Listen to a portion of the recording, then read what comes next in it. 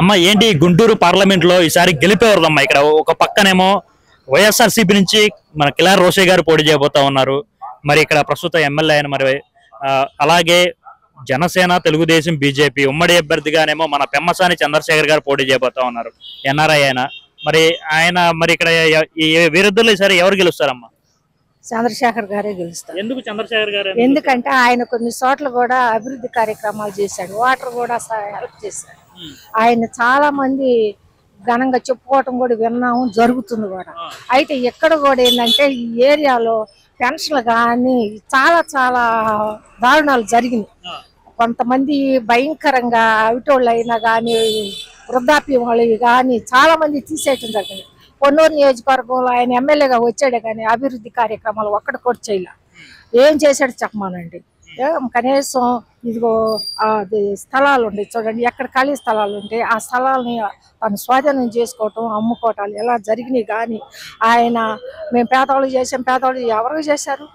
ఇప్పుడు సచివాలయంలో ఒకళ్ళు పెట్టుకుంటారు 50 మందికని 50 ఇళ్ళకి పెడుతున్నారు. ఆ 50 ఇళ్ళలో వాళ్ళ ఇంట్లో ఏముంటుంది, ఏం జరుగుతుంది మొత్తం డీటెయిల్స్ మొత్తం తెలుసుకుంటున్నారు.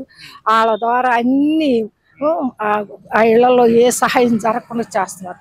మాకైతే అసలు పెన్షన్ కూడా తీసేసాడు. నేను ఎదవరా భర్తలేదు 20 సంవత్సరాలు చంద్రబాబు నాయుడు అయ్యేవాళ్ళ నుంచి నాకు పెన్షన్ 20 సంవత్సరాలు తీస్తాను.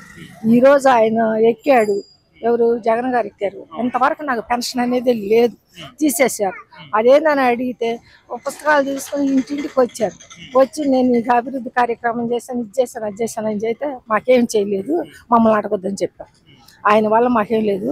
చంద్రశేఖర్ గారు మాత్రం కంపల్సరీ గెలిపించుకుంటాం. ఆయన మాత్రం 1,00,000కు పైగా కానీ ఇంకా మెజార్టీ చాలా ఆయన మంచివారు. ఆయన గెలిపించుకుంటాం, దానికి డోకా లేదు. చంద్రశేఖర్ గారు వస్తే ఏంటి ఇక్కడ అభివృద్ధి జరిగిద్దని నమ్ముతున్నారు? జరిగింది. ఎందుకంటే మనుషులు మంచితనం ఇక్కడ కాదు. ఆయన ఈ దీంట్లో నిలబడక ముందే బయట ఆయన ఒక డాక్టర్గా ఉండి ఆయన గవర్నమెంట్ కాకపోయినా ప్రైవేట్గానైనా ఆయన చేసిన కార్యక్రమాలు ఉన్నాయి అనేక చోట్ల. ఆయన తప్పకుండా గెలుస్తాడు, గెలిపించుకుంటాం. మేము కష్టపడతాం, ఆయన కోసం పార్టీలో పనిచేస్తాం. ఆయన కంపల్సరీ గెలుస్తాడు. ఈరోజు ఇవాళ మాకు వచ్చింది ఏదీ లేదు, అంతేనండి. ఎందుకంటే చంద్రబాబు నాయుడు గారు హయాంలో చాలా అభివృద్ధి కార్యక్రమాలు ఎమ్మెల్యే గారు చేశారు.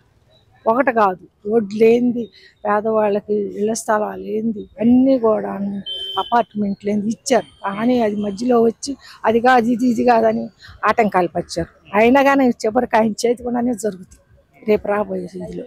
కాబట్టి ఆయన కంపల్సరీ గెలుస్తారు, గెలిపించుకుంటారు.